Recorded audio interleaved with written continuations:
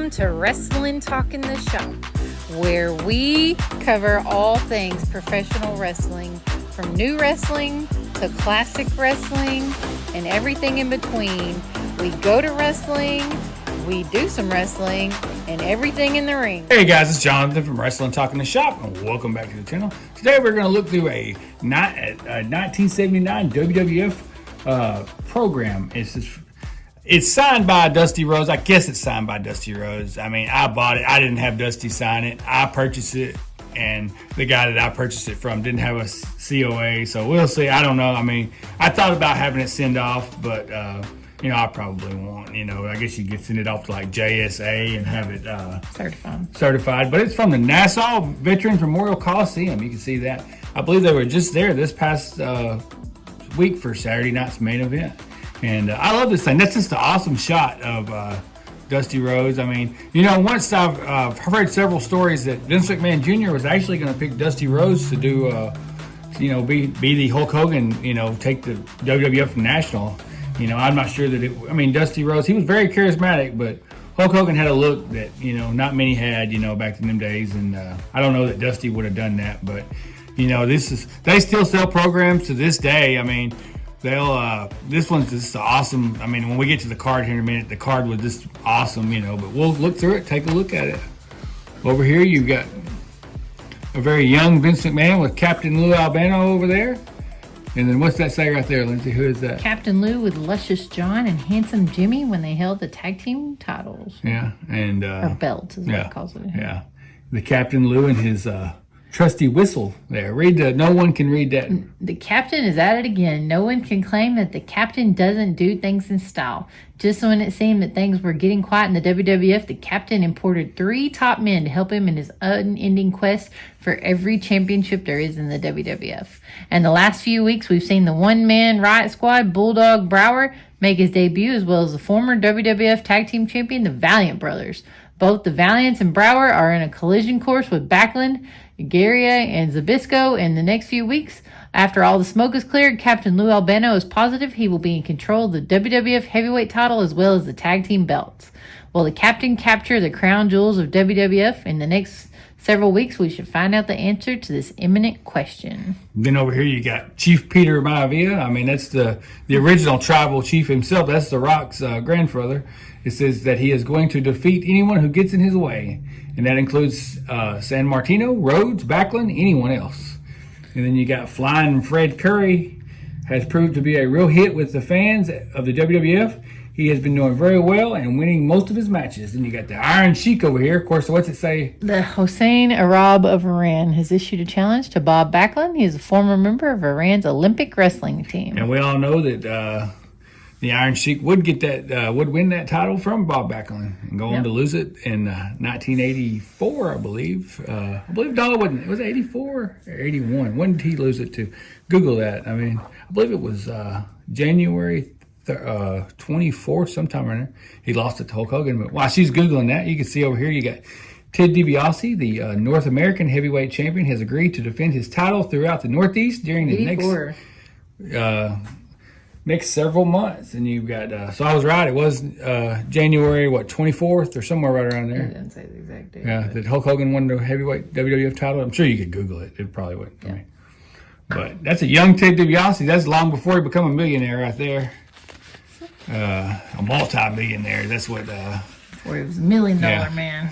Then over here you got, this is what really sought me on buying this, is like this is long-term storytelling here. Of course, the match didn't happen. They scratched it off. But in the main event, it was Peter Maivia supposedly against Dusty Rhodes. He was on the front of the cover, but according to this guy, I assume he was he didn't even wrestle on the card. He didn't make the event. Yeah, didn't make the event. And Ivan Putski, I believe it was Ivan, he subbed for him. Then you got over here, you got Handsome Jimmy Valiant and Jerry Valiant, the Valiant brothers, and Luscious Johnny Valiant versus Tony Garea, Larry Sabisco, and Andre the Giant.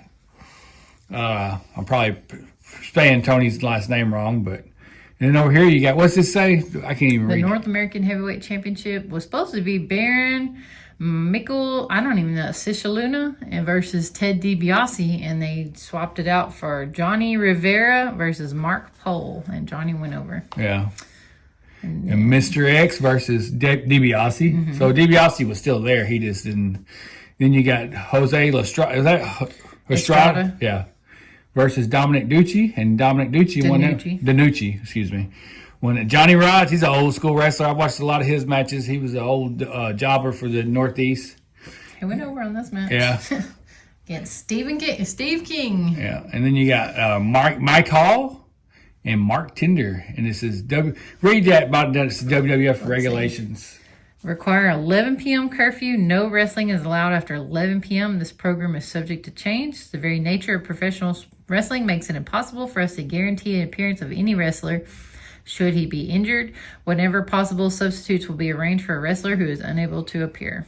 Professional wrestling is sanctioned by the New York State Athletic Commission with approval of World Wrestling Federation Hisashi Shinma president. So, I mean, and that card did change. I mean, you could clearly see there. You know, this is going way back. I would love to go back and watch a lot of these early WWF cards. And you don't, I know Peacock has it, but they don't have them this dated back. I mean, it's hard to find it. You can find some on YouTube. I mean, even before when it was the Worldwide Wrestling Federation, I mean, I would love to see that. But you see, the next card will be May 18th, 1979. Tickets for the Nassau Coliseum match shows go on sale in advance at the box office. And it says the ticket prices are $4, $5, $6, $7, and you must include a 50-cent handling charge on all mail orders. They've been up China. Let's see, and they're advertising in full color. Yeah, you can see the wrestlers. That was a big deal. Yeah. Then you got your attention for your own safety and protection. Please avoid physical contact with these wrestlers. Please remain in your seat and keep the aisles clear. When the wrestlers are walking up from the ring, the police officers and attendants will strictly enforce this rule, and violators will be prosecuted. The management. And that was a big deal back in the day. I mean, everybody says the Southern wrestling fans, but I assume the Northern wrestling fans got involved too. You know, you can go back and watch some of those old Southern, and I mean, if people got involved, I mean, you had wrestling fans getting involved, all the other things. But see, these are, what was $2 each? Yeah, you could buy the special issues, back issues, basically. Yeah, okay, yeah. $2 a piece, including postage and handling. Then you got Japan's #1 commissioner, and I guess he is the, read that little article there. Congratulations are in order to the newly appointed Commissioner of Wrestling in Japan, Mr. Sashumi Nakado. I probably butchered that. He was elected as Commissioner of Japan by promoters and wrestlers alike. He's worked for and helped professional wrestling flourish in Japan for several years. At the present time, he's working on many new wrestling rules which insiders feel will benefit wrestling 100%. Officers of the World Wrestling Federation are planning to visit Japan soon to discuss the new rules with Mr. Nakado in hopes of using the same regulations in the United States. With the appointment of him as the wrestling commissioner in Japan, wrestling in that country will be better served and represented. Then you got over here, you got the All-American boy, Bob Backlund. And you got Funaki there. He's the World Wrestling Federation heavyweight champion, was Bob Backlund. Yeah. World Wrestling Junior Heavyweight Champion, Tatsumi Dragon Fujinami. Yeah, Funaki, I would assume. And then you got Ted DiBiase. That's the North American Heavyweight Champion. This precedes the Intercontinental Championship. So I mean. And then we've got World Wrestling Federation Tag Team Champions Jerry Valiant and Johnny Valiant, and World Wrestling Federation Ladies Champion, the Fabulous Moolah, which she held on to forever. Yeah, I mean. Honestly, there wasn't a lot of them. We got some full color pictures here. Baron Mikkel Cisaluna, Dominic Danucci. Yeah, I mean that's just probably a big deal back then to get those pictures there. You got Mad Action in the WWF. Photos by George Napolitano. Who we got? Gypsy Rodriguez has an armbar on Tatsumi Fujinami during a recent match. Stan Stasiak bends the arm of his opponent in a TV battle.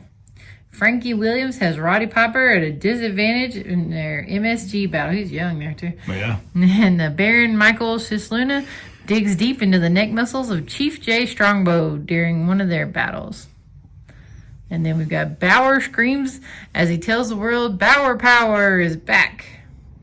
It's his invasion into the WWF. Dick the Bulldog Brower, the one-man riot squad, has gone out and demolished everyone that he has faced.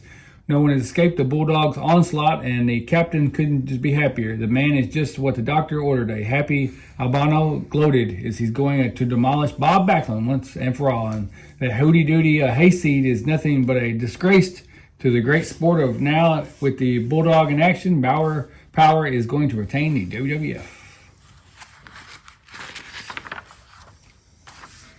All right. What can you get here? What are they trying to sell you on here? Subscribe back to issue. Wrestling News. $2 for a single issue, $8 for 6 issues, or $12 for the entire year. Are these the these are the WWF photographers, I guess. Is that who they are? Yeah, I think so. Yeah. George DePalma, Yeah. he's been around forever. I mean, the other two names don't really ring a bell to me. And then you got, what is this, Mark? We got Mark Tindler, who's a native of Long Island, will be in action for his home area fans when he meets Mike Hall here tonight. Andre the Giant, the 7'5", eighth wonder of the world, will team with Tony Garea and Larry Sabisco against all three Valiant brothers here tonight. And Andre the Giant, they build him all over the place. I've seen him been built as low as 6'9", 7'4", 7'2". You know, Hulk Hogan might say at the time he body slammed him, he was 800 pounds, you know. Everybody has their own deal. I mean, I would just love to see Andre the Giant in his prime, you know. That would have been really something. Do you want me to read this? Sure, go ahead and read that. All right. First of all, I want to thank Darlene DeSantis, Don Valentini, who provided me with the information I used to write the special column for tonight's program. The main event tonight will feature American Dream, Dusty Rhodes, going against Chief Peter Maivia. I guess that didn't happen. This will be the third straight card here headlined by the Dream, and we must say that he has become one of the top favorites of fans who attended these spectacular wrestling cards here on Long Island. The last card here in the Nassau Coliseum, March 16th, Dusty defeated former WWF Heavyweight Champion Ivan Koloff in a very tough match. The end came at 15:58 mark when Koloff was counted out outside the ring. Chief Peter Maivia will be out to end Dusty's winning streak tonight. But so far, no one has been able to stop the Dream here at the Nassau Coliseum, and that's the way his fans hope things will stay.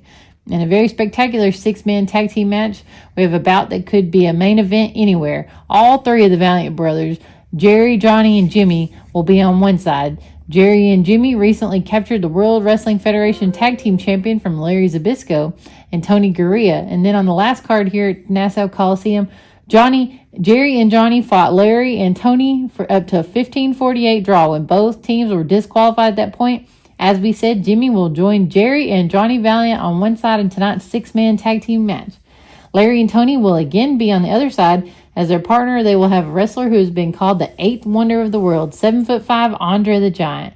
It should be something. Zbyszko and Garea can't regain their title tonight, but they can certainly have a partner in Andre who can help them gain revenge from all three Valiant brothers. The North American Heavyweight Champion, Ted DiBiase, will make his debut in the Nassau Coliseum tonight. He will put his title on the line against the challenge of the Baron Michael Cisluna. The evil Baron from Malta pinned Johnny Rhodes in the 7:49 mark on the match of the card here last month, in which they changed that match. And Mr. X, the masked star who went to draw with Mark Tindler here last month, will meet Flying Fred Curry in another big match tonight. Tindler will be back on as well and will go up against Mike Hall in the last card here. Hall fell victim to Victor Rivera as the last pinfall at 6:31. Jose Estrada, the former WWF Junior Heavyweight Champion, will meet Dominic DeNucci, a former co-holder of the WWF Tag Team Championship, in another big match on tonight's Nassau Coliseum card. Johnny Rhodes will be in action against Steve King. What a wrestling card. We certainly want to congratulate Nassau Coliseum promoters again, bringing some of the biggest stars to the best possible matches here to the Nassau Veterans Memorial Coliseum. In case you missed last month's card, the results of the matches haven't been mentioned for March 16th, where Alan Code clotheslined and pinned Frank Williams in 5:08. Greg Valentine made his debut here successfully as he pinned Dominic DeNucci at 7:45. And Dick the Bulldog Brower defeated Special Delivery Jones at 8:24. Make certain you don't miss the next supercard here in Nassau on the 18th, Friday, May 18th. Plans are now underway to sign some of the biggest matches for the Nassau Coliseum on that date, and if possible, some of the matches scheduled for May 18th will be announced tonight. Circle that date on your calendar and make your plans to attend. I wish I could circle it. And you got more pictures. Pictures of the wrestlers are now available on mail for $1 each. Let's see who all You can get a Dusty Rhodes. I would love to have that, Yep. Andre the Giant. Akbar, Andre and Chief Strongbow. Strongbow. Andre the Giant holding 4 girl wrestlers. That's a pretty valuable one nowadays. Yeah. Spyros Arion, Bob Backlund, Dino Bravo, Bruiser Frank Brody, Bobo Brazil, Haystacks Calhoun, Ray Candy, Jose Estrada, Francisco Flores, Tony Garea, Jose Gonzalez, Joyce Gravel, and Vicky Williams. Superstar Billy Graham, Crazy Luke Graham, Billy Luke Graham, Stan Hansen, Ivan Koloff, Ernie Ladd, Jose Lothario, the Yukon Lumberjacks, Chief Peter Maivia, Mil Mascaras, Gorilla Monsoon, Pedro Morales, Paul Orndorff, Ken Patera, Ivan Putski, Harley Race, Baron Von Roche, Dusty Rhodes, Johnny Rivera, Victor Rivera, Bruno Sammartino, Pete Sanchez, Don Serrano, Larry Sharp, and Jack Evans, Manuel Soto, Stan Stasiak, George Steele, Chief Jay Strongbow, Kevin Sullivan, Professor Toro Tanaka, and Mr. Fuji, Greg Valentine, Nikolai Volkov, and Billy White Wolf, and Chief Jay Strombo, and Larry Zabisco, and Tony Correa. I would pay $2 a piece. If I'd buy multiples. I mean, I love going through these things. Over here you got the Captain Lou presents the Valiant Brothers, and Tony Gurria and Dominic DiNucci. Look, this hair shaw's coming back. That one, yeah. Boy, he had a head of hair, didn't he? I mean, that's a lot of hair there. And on the back, you got Greg Valentine, the man who's been around forever. He was recently on WWF TV, or WWE TV, this past Saturday. Read that little thing. We found a Polaroid of you with him. No, not Greg Valentine. Yes, there is one in there. Oh, is there? There Greg? is one. Oh, okay. All right, we'll show it to us. We'll have to dig it out and show Yeah. it. Greg Valentine, master of the dreaded figure 4. Greg Valentine has been wrestling in WWF rings for several months now, and the blonde Bomer, I guess what that means, from Seattle, Washington, has made quite a name for himself in recent matches. Valentine has a special way of winning matches. He doesn't seem to want to pin his opponents. Rather, he likes them to give up in a submission hold. And the submission hold that he uses is a dreaded figure 4. Greg seems to be overly sadistic when applying this dangerous hold, and he severely injured quite a few opponents, including most recently Chief Jay Strongbow. Valentine seems not only to win by submission, but to put his opponent out of wrestling as well. Many feel that the figure 4 leg lock could take Greg Valentine all the way to the World Wrestling Federation Heavyweight Championship. Valentine says that once he applies the figure 4 on Bob Backlund, the title will be his. Backlund is certainly going to have to face a challenge from Valentine in the near future, and that challenge could be the toughest of Bob's career. And meeting between Valentine and Backlund is certainly a match that no one will want to miss. I mean, this guy, he's been around forever. He's been everywhere. He was a former Intercontinental Champion, United States Championship. Probably my favorite Greg Valentine match was the Starrcade match between him and Roddy Piper, where, the dog collar match. But, I mean, very Ric Flair. He always wore the big robes, and I've seen him wrestle in my town several times. Not in a long time, but when I was a kid, he would come here quite a bit.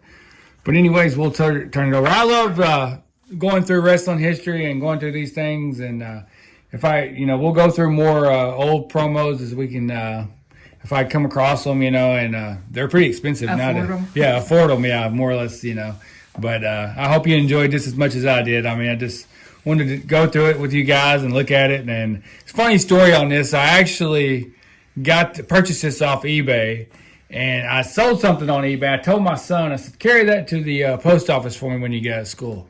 Well, he grabs my incoming package and my outgoing package, which was this and another program that we're going to go over, and sips it off. So I'm like, oh, man. But I did get it back and happy to have it back. And, I don't know if the signature is authentic, but I'm going to pretend like it is. It's obviously, it's done in Sharpie, and they, nowadays they do autographs and paint pens. So, it's even if it is a fake signature, it's very pretty signature. You can tell it's Dusty Rhodes, But anyways, you kind of get the early seeds of the modern day. Now you got Cody and The Rock. Well, here you had Cody's dad and The Rock's grandpa. And, I didn't even know the match didn't take place on this night. I'm sure it did take place.